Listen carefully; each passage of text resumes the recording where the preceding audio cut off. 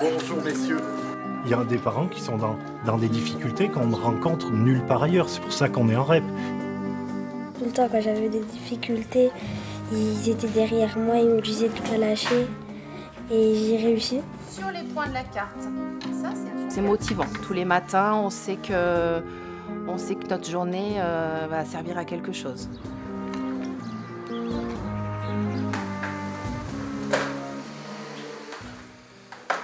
La préparation d'une journée de classe, c'est un peu comme les coulisses de l'opéra. On y trouve les secrets de la réussite dont chaque élève devient l'acteur. Et qu'est-ce que l'on vient faire à l'école? On apprend dans sa tête. On apprend à l'école. On met des connaissances dans sa tête. C'est une histoire que j'apprends. Dès la maternelle, le vocabulaire est choisi avec précision pour se mettre en action et s'approprier les apprentissages. Soumaya, tu devais aller chercher combien d'objets, toi? 1, 2, 3. Tu devais aller chercher 3 objets. Est-ce que tu as bien compté dans la boîte? Oui. Tu as bien compté en récitant la comptine? 1, 2, 3. Et c'est pour ça que tu as réussi. Ce n'est plus parler aux enfants, c'est parler avec les enfants. C'est interagir avec eux, les questionner, vraiment les faire parler. Les faire parler, qu'ils nous expliquent ce qu'ils sont en train d'apprendre. De la petite section au CM2, la pédagogie est la même, basée sur ce que l'on appelle les médiations cognitives. En clair, apprendre à apprendre, et à la veille de la 6e, ça change tout. En fait, quand je vois l'exercice, je me rends compte que j'ai déjà fait, qu'on l'a répété, qu'on a fait des évaluations dessus, on a fait des plans de travail.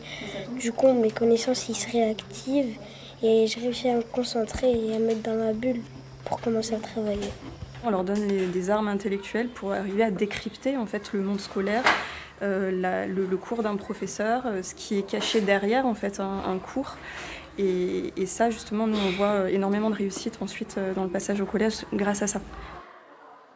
L'école Pierre Brossolette est au cœur d'un quartier où de nombreuses familles vivent dans des situations de grande précarité, où les enfants entendent régulièrement des tirs d'armes lourdes à cause des trafics. Des problèmes auxquels les adultes font face, mais qui restent à l'extérieur de ces murs. Et pour cela, il a fallu beaucoup de travail et de cohésion. Moi qui suis là depuis 20 ans, le climat dans l'école, c'est apaisé. Et inversement, à l'extérieur, c'est plutôt... dégradé. Le social, les niveaux de travail et d'emploi, etc. du quartier, ce sont des facteurs qu'on ne maîtrise pas.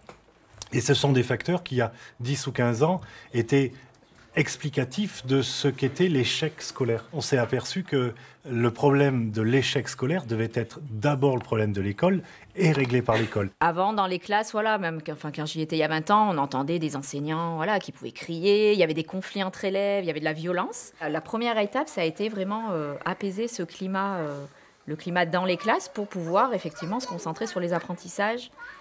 Et dans l'ADN de l'école, il y a l'ouverture sur le plus de monde possible. À titre d'exemple, depuis 20 ans, les grandes signatures de la littérature jeunesse ont rendez-vous ici, mais ça ne s'arrête pas là. Les spectacles, le luxe, le cinéma, on souhaite faire baigner les enfants et des parents dans tout cet univers culturel, sportif, qui sont le quotidien de tous les enfants de France. Donc ceux-là y ont droit aussi nécessairement.